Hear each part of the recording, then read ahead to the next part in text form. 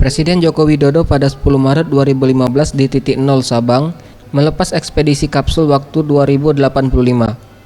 Ekspedisi kapsul waktu 2085 yang telah melewati Aceh, Sumatera Barat, Sumatera Utara, dan Jambi akhirnya tiba di Sumatera Selatan untuk selanjutnya melanjutkan perjalanan ke provinsi lainnya di Indonesia.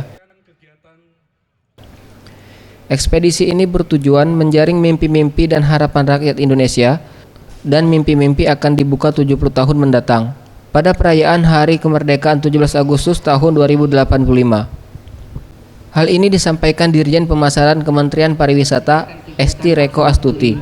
Kemudian juga tadi mimpi itu penting, Pak.